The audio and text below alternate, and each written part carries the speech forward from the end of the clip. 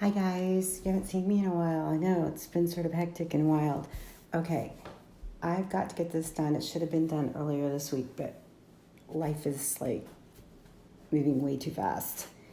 Anyway, what I'm doing is finishing this piece for a magazine, so I can't show you the front of it. So I've tried to go through my brain on how we're going to do this by showing you how to finish the flat finish.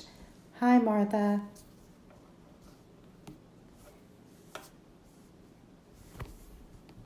Oh, let's see, I can't even do this. I spend too much time trying to wave at you guys. There we go. You need to have more sensitive fingers. This is going to be a couple things during the day because I'm not going to make you sit here and watch everything I'm doing. But what I've done, I pre-did because I don't have it set up for you guys to watch me iron because it's in my studio. This is a little crooked, but it's okay. You should have seen the piece I had before. I would have used it because I had about 1/4 of an inch all the way around that attached iron-on interfacing, but I didn't want to scare any of you guys, so I got a bigger piece. And a lot of you guys have asked, hi Renee, about the iron-on interfacing, and I use, it's got pellets and stuff all in it. I use this really heavyweight iron-on interfacing. It's either craft weight or curtain weight or drapery weight, I think is what they call it. The drapery, the glue that they spatter on here is a little less even and it's splotchy, so it doesn't stick as well, but you really just need it to have an edge on what you're going to be folding. So here's the back of my lining fabric, and I did use the same dye. It's mine. I think it's Espresso, Peddler's Espresso blend, and I did it on. We've got leashes falling. I can show you the back of it, but I can't show you the front. But what I did is, I don't know if you can see, there are basting lines that I went and measured how far out all the way around that I wanted my piece, and then I'd like to have my interfacing slightly smaller than my piece. You don't want it going over the basting threads. So once you put your basting threads in, and I can't show you the front, I'm sorry, because we can't see the design, it's going to a magazine, but what you do is when you have your design, is you evenly count out, this is even, hi Bonnie, you evenly count out from the design how far out you want your margin to be, and then you baste all the way around. So I should have brought my lint roller because this is crazy, but what I'm going to just show you right now so I can get this folded up, and then I can good morning to you, Bonnie. Then I can start getting the rickrack on there, and I'm not sure if I'll be able to keep you guys long enough to do that and start that, because I've really got to get this going today. I've got other things too, and I'm late as usual. I don't know if you guys had any of those horrible storms last night, but it was pretty bad. It blew up on us and it went as bad as we thought. But the next thing you do after you put your iron-on interfacing is, I like on cross stitch, I like using the cotton batting, and on needle point, I like using the polyester, only because it's thicker and needle point's heavier. My rule of thumb is 2 to 3 pieces of the cotton batting. Hi Mary, waving at you. My finger lets me do it. So what I did is the measurements that I basted on the linen, I made the 2-ply mat board a smidgen, and I would say it's not even a 1/16 of an inch, it's probably 1/32 smaller, because it's a mathematical equation where you can't start having stuff the same size. So then I made the iron-on interfacing almost 1/8 smaller, because I was sure that the mat board was the right size. I wasn't, as you can see, it's a little collywog on here. And yes, that is a word. Hi, Mary. but it's fine. It doesn't go over the basting, because that's the biggest thing you want, is you don't want the interfacing to be bigger or anything else bigger, because you can't fold over it. But if you see this batting, even though I tried cutting it smaller, is still too big. So use cropped scissors. I really wish I hadn't used these on. I love these scissors. I forgot what they're called, but they came in a little case, and I've since misplaced the little scissor protective blade case. These are great scissors. They used to cut a lot better, but I used them on mat board, so that makes them not quite as nice. But I'm trimming this down a little bit because it was bigger than the iron-on interfacing, and we can't have it. And you can't have it the exact same size either, because then when you start pulling things over the edge, you're going to have all this stuff right on the edge, and it's not going to work. It's going to be too big. This is still, wait a minute, this is not totally square. The measurements were 4.5 by 4 1/4.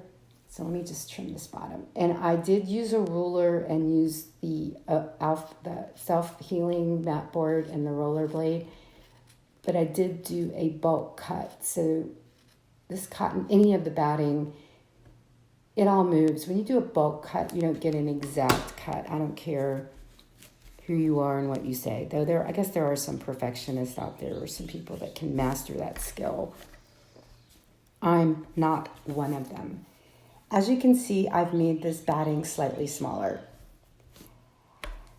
Let me trim a second one, but I am probably only going to put, since I'm using velvet, and this is a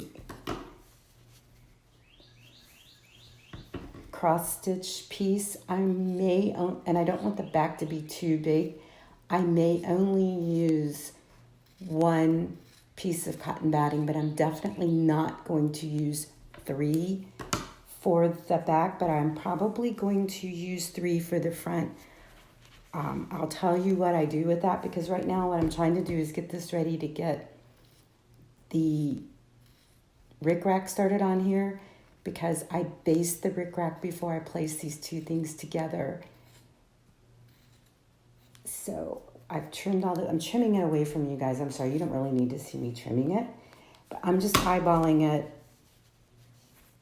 You can keep your self-healing board out and trim it down, whichever, I'm not as precise with what goes on the inside of mine as I am with how it, except for the mat board, on how it will pull over everything, and it's still a little too big. I'll show you really quick. See, it's just a smidgen above what's below it, like that's what's below it. So we're talking about 1/8 of an inch. So let me cut some more off of this.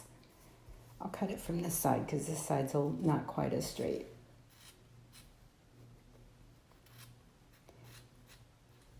And I don't care how much you cut this. I mean, other people may not have the problem that I do, but mine grows. I'm not sure if I have little gremlins or whatever.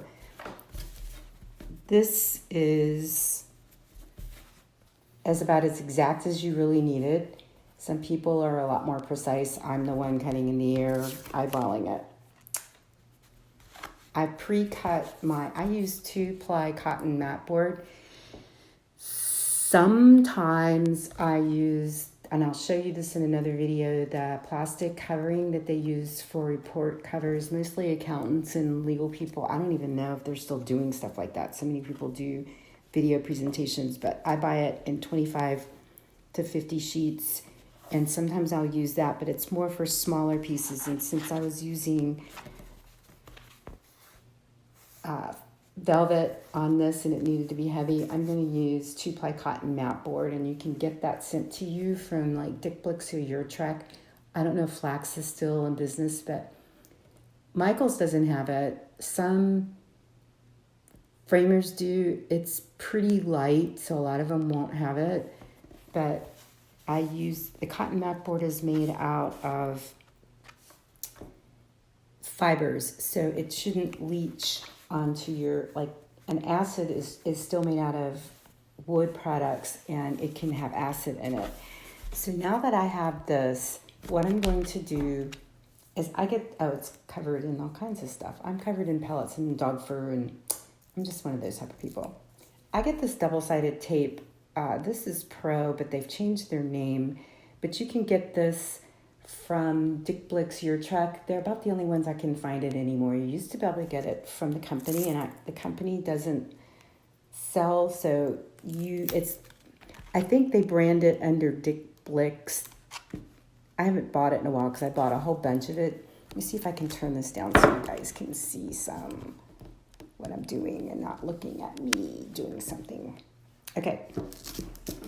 It's a double-sided tape.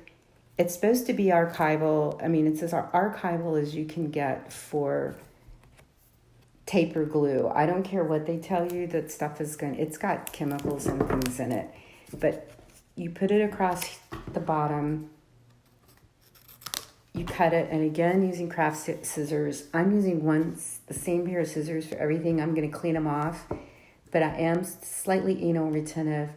When I teach, some of my students have grabbed the wrong scissors, or I have too, but I try to keep my glue and tape scissors separate from my other craft scissors that I cut things, because the glue will stick on there and it starts sticking everything. But as you can see, I didn't overlap it, I bet it together. And the reason is because this shiny covering is going to come off of the tape. And if you can overlap it, but you're gonna have to pick the edges up, and it just becomes a little messy. Framers use this tape. There's one that's a little thinner and stickier, but they use this to tape things down. And they also use this when you are putting a dust cover on the back of your frame. They lay this on the edge of the frame.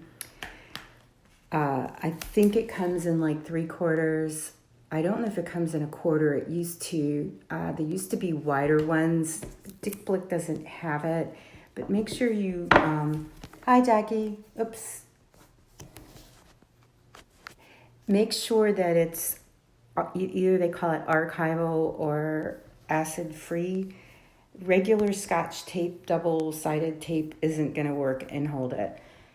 This is not a totally permanent situation, but it holds it pretty strong. I mean, it'll stick and keep things together. Now what I like to do is I'll lay my mat board, and since this isn't totally square, I have to make sure that, see, it looks almost square, but it's not. It's 1/4, so if you do it like this, it's too big. So, and remember, if this were a shape, you're going to put the tape on the side that goes inside. Hi, Belinda. You want the tape to go on the inside, because I'm not taping this down onto the piece. I'm going to use this to wrap the fabric around the mat board. So when you're cutting a shape, keep that in mind, because your shape is you want that shape to be facing with the way you've cut it, and it is exact to the outside edge. You want that facing the outside. That makes sense. Just be mindful, because even when you cut a circle out and you've cut it out on anything and you've stitched it, it still is not, because you're stitching on a grid, it's still not totally perfect as a circle.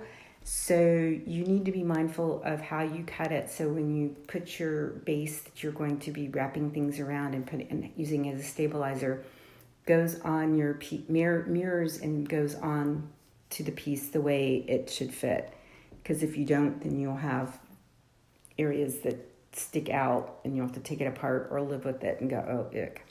Anyway, this is an older roll of tape, so I'm going to have to burnish the edge a little bit. So when I remove the paper, see, as I'm trying to remove this now, the tape did stay. At first the tape was coming up. And excuse it, I've got dog fur and, oh, that's Rucker barking if you can hear him. And velvet pellets stuck on my tape. I live with it. Some people would probably freak and not. But so excuse the dog hairs, but now I've gotten the tape on here. So as you can see, when I just cut out a piece because I had one, like I told the people that came on earlier, that was very close. I would have used it, but since I'm showing you guys, you probably would have been having a heart attack. So I cut a bigger piece, and I'm now cutting about a 1/2 inch out from the edge. Now this is velvet, and I could have just put a cut in it and ripped it, but I'm not going to. I'm just going to eyeball it and cut this with scissors because I don't want the little pellets of velvet flying everywhere. And this is just a smaller piece. If this were bigger, I would probably get and I don't need a straight edge. So let me trim this down just a wee bit. So you guys know me now. I now show you stuff with dog fur and velvet pellets. That's the way I am. I'm not, oh, hi Megan, I wasn't even looking. I hope your son is doing well, and thank you for joining.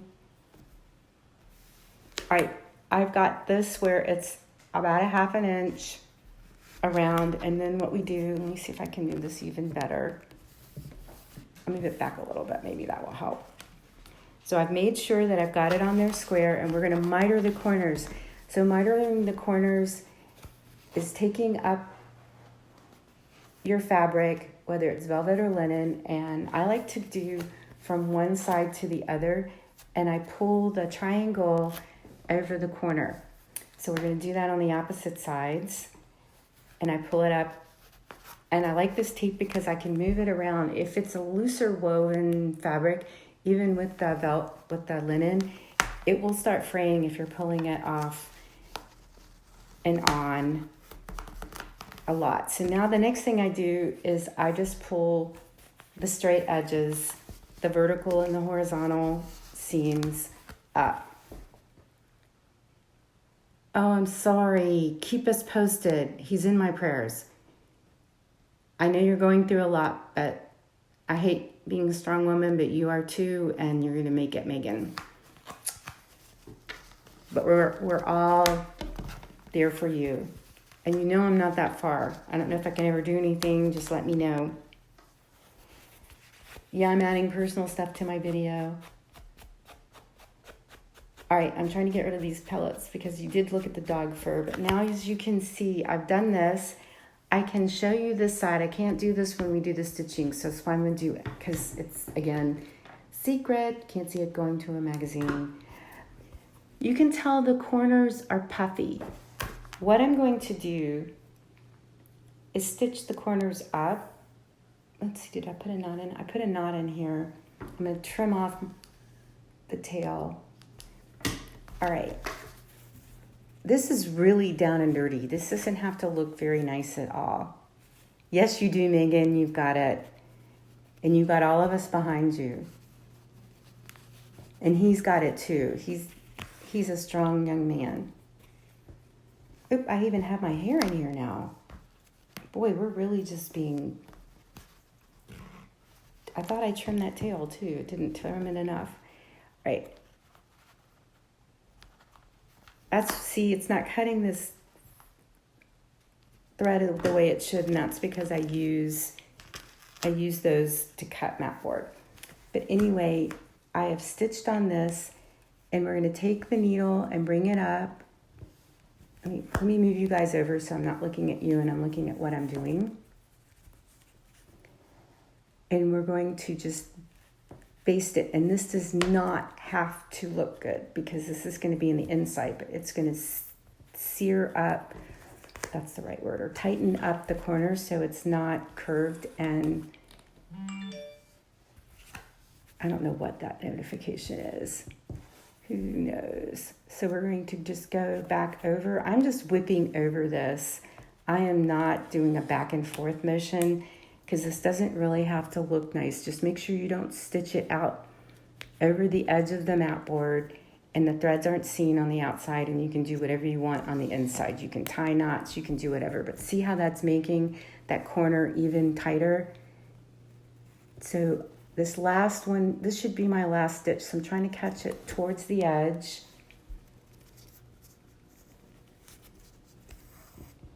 And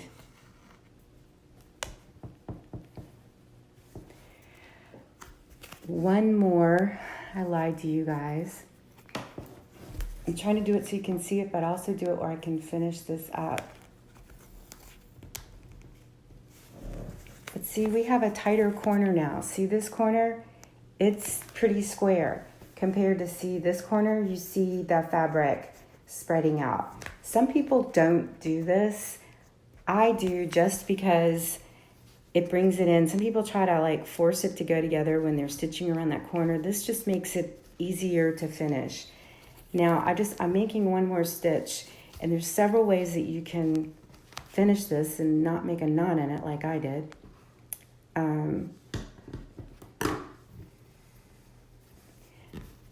You can either do what they do in heirloom stitching, because this is going to be on the inside, and I'll just show you where I'm going to back it up a little bit. I've backed it up, and it's further back away from the edge, and you just go over and over in the same spot several times. Since this is taped down and there's not going to be a lot of pressure on it, you can just do that, and then you can clip it. I'm just going to show you I'm going to do both ways just so I can show you this one corner. Is you scoop up wherever you want to end your thread, and you take your thread and you wrap it like you're doing a quilter's knot around your needle, pull it back, and pull your needle through the thread, and there you have a knot. And I'm using my elbow and everything to hold those together. Okay, I would do that on every one of the corners, but because I would like to show you the rickrack really quick, and then I'm going to leave you so we won't have to do 3 or 4. It'll just be this one, then stitching it to get how to stitch it together, and then I'll show you another one on how to make the hooks.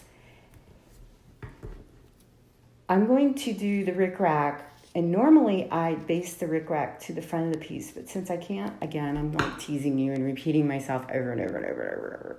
I can't show you the front of it, so I am using, they're calling this an inch, and I think you guys, if you've watched me before, you know that trim is not standard like it is with, let me move you guys back. Trim is not standard like it is threads and other things we have in our industry. So someone's half inch may not be your half inch. And even when I order it, even from the same distributor or vendor, I get it, it's a variance. It's coming from other countries, and they're really, what's available is it's out of the fabric industry. And so it's whatever designers want is what's available. They're not making this just for us. We're bringing, and it's a new thing that we're bringing more and more in, and people are buying it, and etc. So I don't want this. I trimmed off the fray bit, but I'm going to roll this. I'm going to take my needle. I'll move you guys so I can't see you again. So if someone pops in, I'll have to say hi to them later. But I'm bringing my needle up where the knot's going to be. I know it's black on black, but the knot's going to be on the inside. And I'm rolling this back so I can squish. I'm sorry, my fingers are all in the way. So I'm squishing it so you can't, it's going to be underneath the outside of the rickrack, so you can't totally see it. If I'm making sense, I'm trying to mimic what the outer edge of the rickrack is and roll it up so you have a crisp edge instead of a frayed edge, or an unfinished edge, I should say, on your rickrack. And it's really, again, if you're using thread that matches, you don't have to worry about, don't be really sloppy with your stitches, but you're just tacking it down. I have my finger here, and I'm trying to make sure that the needle doesn't go all the way through the fabric. The rickrack, which is a woven fabric, I guess, or whatever it is, cloth. So now I have this straight flat edge that's with my rickrack. Okay. This will be the back of the piece. So if I laid this down with the tacked area, it would show to the front of the ornament, and I don't want that, because that's why I always like to do it on the back of the stitched piece, so I remember. And the other thing, there's two things that you can do. You can start this in the middle, but sort of lean your ended tail, or the end, or the beginning or the end of it there, and then bring your rickrack up, or whatever trim you have if you're going to do this, and bend it so it starts looking like it's normal in its edge. Or you can start over in the corner. See, if I start in the corner, which I think I'm going to do on this one, because I've got that, this is the corner that I mitered, so I'm not, we can start this here, and then we can blend the end, like you can bring it all the way around, and when you get your end over here, see if I can get enough of this, like this would be ending here, you would play with it, so when you back the edge off, if I can lay it on here so you can see. When you're doing this, you want to try to make it where it will have a loop. Sorry, guys. I'm talking and trying to show you at the same time, and I know you're rolling your eyes going, oh my God, move your fingers, Elizabeth, this is just too much. Anyway, you want to make it so it looks like it blends together. It'll look better when I stitch it, but you can end it where it will be like this, and it will end, and you just wrap the back of it down and you play with it so it looks like it meets. It'll look better when I stitch it. I'll show you. But the other thing that, how you start stitching it, because I've left the needle in there. I'm skipping around. I told you I'm going to do that, and I am. I want this, so I'm going to lay the finished bit, the finished edge right here, and I'm just going to tack it down in this, near the seam of this miter corner. And I'm going to leave the thread. I left the thread in that I made the edge, and I'm just going to come up and catch some velvet, if I can catch it, and come through the rickrack and pull it through. Now is where I sort of move the rickrack around, so it's starting to look like it's going to be on the edge. And what the other thing I want it to do is I want that little dip to be just at the edge, so all you're going to see are like little half circles. So I have to be careful with making sure it stays where it is, and then I'll just like take my needle and come up, and this is basting, so it doesn't have to look nice. If I can get my fingers in the needle. Yes, I know someone's going to be like probably saying, I can't see, and I can't see what you're saying because I'm doing this. I've moved you guys out of the way. I'm not paying attention to you anymore.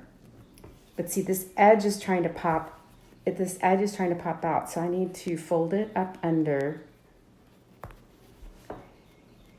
And this, I just have to play with basting this down and making sure it stays. And see, it wants to move when I stick my needle in there. And trust me, this is not quite, the first couple times you do this, it'll be slightly awkward like this, but it's more awkward because I'm trying to see what I'm doing, make it right so I don't have to redo it and show you guys at the same time and not have my fat fingers in the way, so that, you know, we've got a lot of things going on here. But anyway, I've got it started. I'm just going to be basting, which would be like a running stitch, and I'm just going, and this is one of my needles that I told you guys about. This is a regular straight needle that, as I've been using it for finishing, I'm just bending it each time I'm using it. You have to be careful, they will eventually break. Make sure that you don't poke your eye out with it.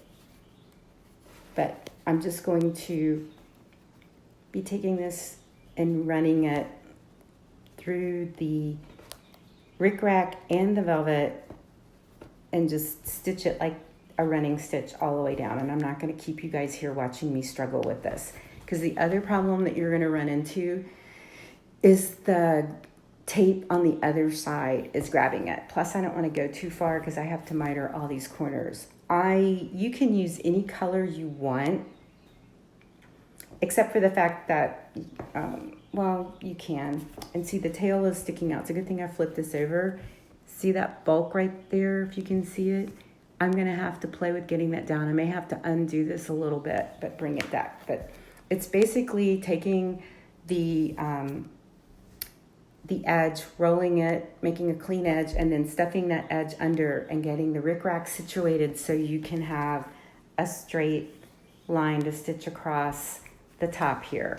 And so that's what I'm going to go do, is attach the rickrack and get the front ready to where, so I can show you guys how to baste it, or it won't be, no, it won't be basted. It'll be going through it. We'll be doing like a ladder stitch or a blind stitch, but I'll still have to keep making it so you see this and not the front of the piece. So I hope that helped. And I tried to keep it as non-personal and more business-like, but this is the first part of it. And the steps are, you measure out from the outside of your design and you baste it with like a quilting thread, because it doesn't stain. I leave my basting in sometimes I take it out, but you baste the size, then you start, that's the measurements you're going to start going for. And some people don't baste, but I do, because then that helps you keep it in line and you don't have to like try to look at the ditches in the linen or the canvas to try to keep your piece in place. And then you get your heavyweight interfacing, which I showed you guys. And this has got, it's one-sided and it's iron on, and you put this in and it just has to be inside the basting. Hi, Teresa. And you just have to make sure that this is inside your basting. So we attach this, and I will let you know that with the heavyweight, it doesn't stay on as well sometimes. So I use a little steam. I didn't tell you this in the beginning, but I'll use a little bit of steam, and I do the back. I let it rest, which is like not touching it for a minute, and that lets the glue sort of here. And then I flip it over, and then I press on the other side and use a little bit of steam. Just be careful when you do it. So some irons, if they're not hot enough in the beginning, they will leak a little water. You don't want to do that, because you don't want your threads to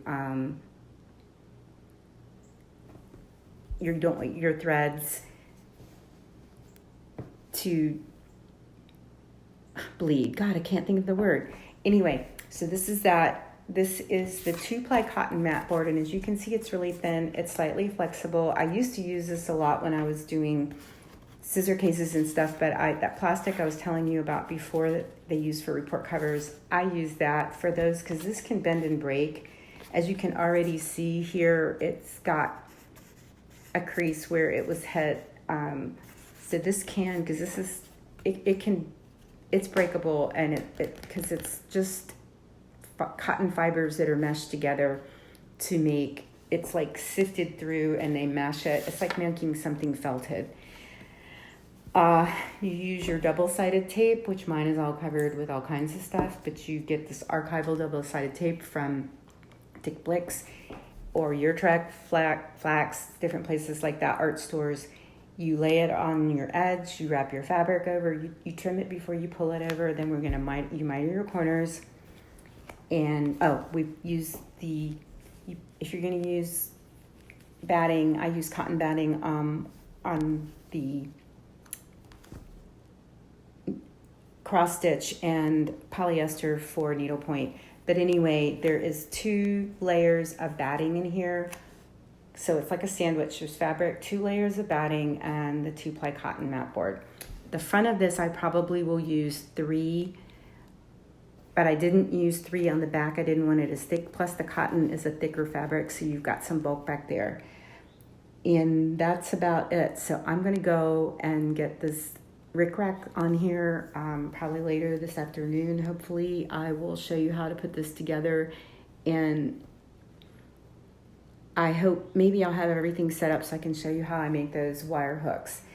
So I'm going to post this so you guys can see it, and I'll try to get it onto my YouTube too, which is my name, Elizabeth. I don't know if it's Elizabeth Tayeto or Elizabeth Ann Tayeto, and then I put YouTube, not one word, two separate words. I'm still learning how to do this. And then I put dames, and then I think it's like, it'll be like 17. I think I'm at 17 now. And I'll try to write a description like the starting of a flat finish. So you guys have a great rest of your Sunday. I will see you guys later. I'm going to go in my little stitching nest and work on this and do some other things. Thank you for joining me. I really appreciate your support. Oh, check my Etsy out too. I do have to do a slight commercial. Listed a bunch of things over the weekend. So bye guys. And I hope to get some dyeing done too. Bye.